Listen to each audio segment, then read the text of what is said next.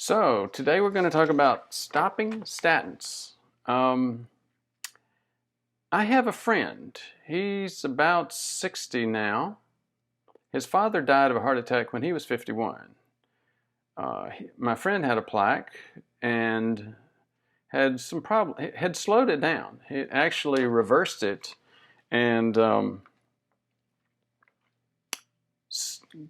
decreased the size of that plaque and hardened it. So he felt like he was in good shape and he was ready to stop it. He told me he did, and in less than a year, guess what? Less than a year off the statin, his plaque had softened again and started growing. So we're going to talk for a few minutes about stopping statins. Actually, there was a study that just came out a couple of months ago in the Journal of the American Heart Association talking about people that have stopped statins post-plaque. So we're going to do a brief series on stopping statins because there's a lot of maybe conflicting information in the literature, maybe not if you understand the mechanisms behind statins. But first, a quick introduction. I'm Brewer with Prevmed, Heart Attack and Stroke Prevention. We help you get a couple of healthy decades in your life that you wouldn't have had. Now, what are the reasons for stopping statins? Well, there are a lot of them. I've got a few of them listed here. One of them is the side effects. Obviously, fatigue, muscle soreness, malaise, that's a medical term for feeling bad. Increasing blood glucose. Statins can move you down that diabetic highway if you're already insulin resistant, and etc. There's just a bunch of other reasons to think about that and to want to get rid of them. A need to switch to another statin. That's another reason. For example, maybe you've been watching these videos and realized that you're on the wrong statin. Maybe you're on something like Lipitor and you're insulin resistant and it's not giving you any anti-inflammatory impact. Other reasons: cost, fear. You just actually, I talk to most of my patients are baby boomers, and the baby boomer generation just does not like medications. It's not so much a fear thing, it's just an emotional thing about we want to be whole and healthy and natural, and anything like a medication's a bad thing. So, how about another reason? You don't believe Rory Collins and the cholesterol treatment trialists. I'll go over that slide in just a minute. Or another reason, you've seen too many YouTubes on the dangers of statins. So yes, there's a lot of reasons to stop statins, and we're going to go into a study that just talked about that with tens of thousands of patients that stopped their statin post-stroke. You remember I mentioned Rory Collins and the cholesterol treatment trialists? There's been a debate going on for at least 6 years between the British Medical Journal and Lancet. Those are the two major medical journals, medical science journals for England. Rory Collins is in the Lancet group. It's been a debate about whether British Medical Journal has been publishing things that say statins are dangerous for you, and Rory Collins and his group are saying, yeah, they're dangerous, but they're not as bad as going statin free. Real quick, basically what he's saying, they did a meta-analysis, and he's saying, look, yes, myopathy can happen in a relatively good number of people. They're saying take 10,000 people, either low risk or high risk, and I can't remember if they followed them for 5 years or 10 years. I don't think that's significant given the numbers that we're talking about, but I believe it was 5 years. And they're saying, look, you're going to see myopathy. Now, this is not just tenderness or fatigue. This is serious myopathy, which can kill you.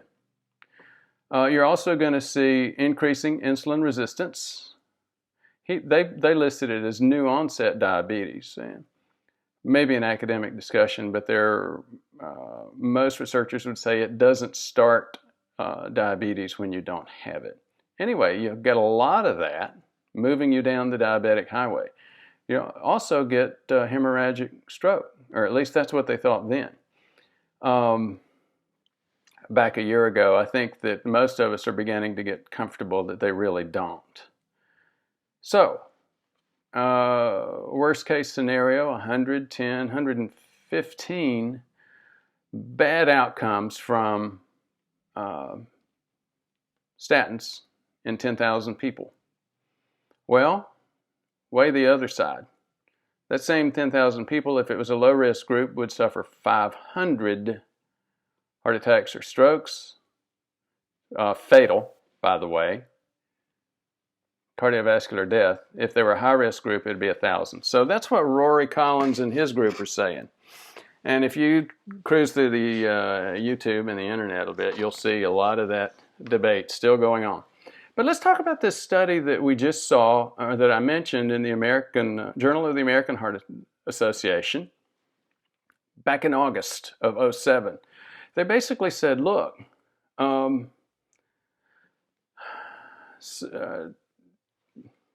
cut off. But they're saying, look, it's dangerous to stop your statins after a stroke. I'm just going to mention one other study to show that this is maybe not as simple as it seems. This was a study done in 2004, I think. Yeah, 2004, where they stopped statins. And look at the headline here. Stopping statins in the short term is okay for stable patients. I'll talk about this study a little bit later.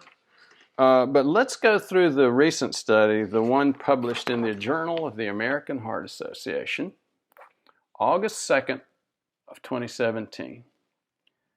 Utilization of statins beyond the initial period after stroke and 1-year risk of recurrent stroke.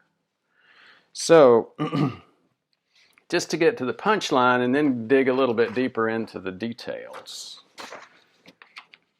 So the results were that they saw significant increase in strokes, recurrent stroke, in patients that stopped their statins. Among the 45,151 ischemic stroke patients meeting the criteria, during the day 90 to day 180 period, 7% were on reduced therapy, 18.5% were not on any therapy, compared with maintained statin intense therapy. Discontinuation of statins was associated with an increased hazard of recurrent stroke. The probability, meeting the 95% probability criteria. In other words, it's a less than 5% probability that this would happen just out of random chance. And actually, we'll go over the actual numbers and you'll see that the probability was less than 1/100th of 1%. So their conclusion was, look, discontinuation of statin therapy between 3 and 6 months after an index stroke is going to increase your probability of having another stroke. So let's get a little bit deeper into the details here. This is some of the numbers, one of the tables out of this study. Basically, what they're showing is recurrent stroke and ischemic stroke. Now, one of the problems with this study is they didn't clearly define what's the difference between a recurrent stroke and a secondary ischemic stroke. But basically what they showed is you're more likely to have a stroke. Here's the numbers. Let me see if we can read them. 1,474 strokes among the 33,623 people who maintained the statin therapy. For those that discontinued the statins, that was 8,353. Again, a lot fewer. 33,000 continued it, 8,000 stopped. Among the 33,000 that continued it, 1,500 strokes. Or 4.4%. Among the 8,000 that stopped, there were 517 strokes, or 6.2%. Again, the probability of that difference is less than 1/100%. So, short story is, I'm not recommending any of my post-stroke patients to stop their statin. There are still problems with this study, though, and I may have mentioned in some of my previous videos, I used to do a lot of epidemiology at Hopkins, and so got very deep into looking at studies. This study has some of the same problems that a lot of other scientific studies have. It's the exclusion criteria issue.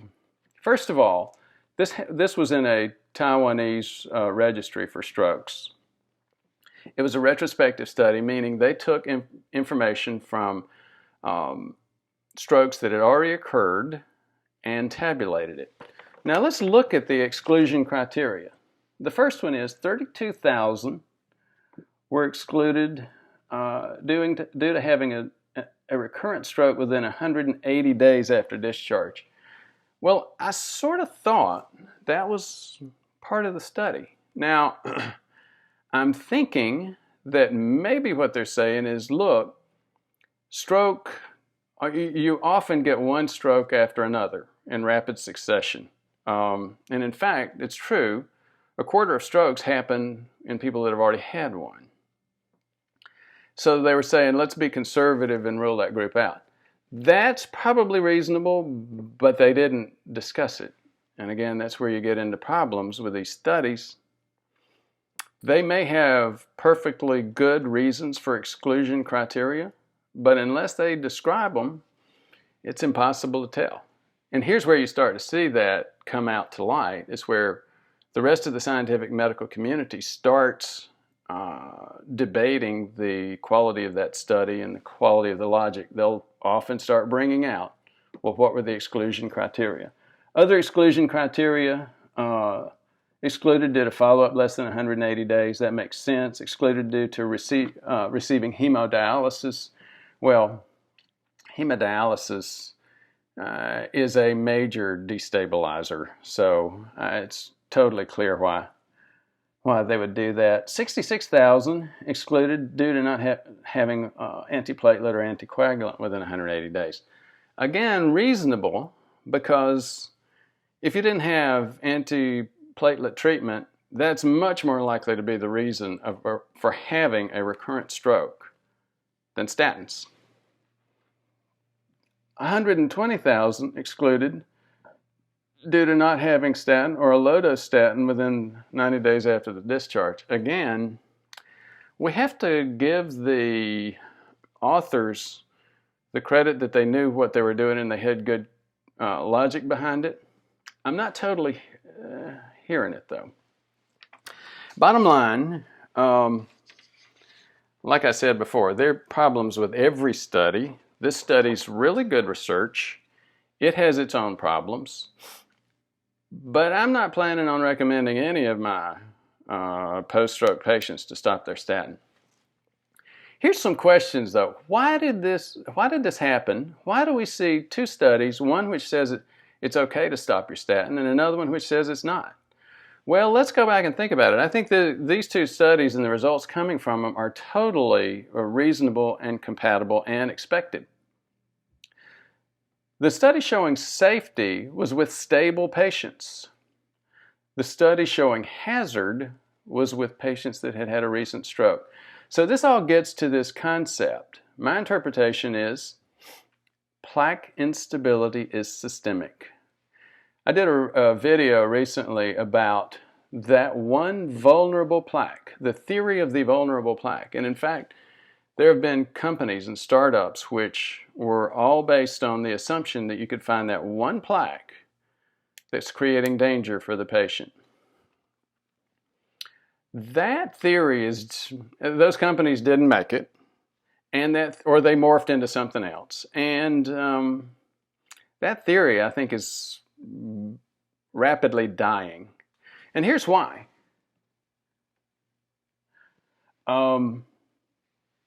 plaque instability is systemic. Therefore, if there's no such thing as a single vulnerable plaque, where there's one unstable plaque, there's a whole arterial tree full of unstable plaques.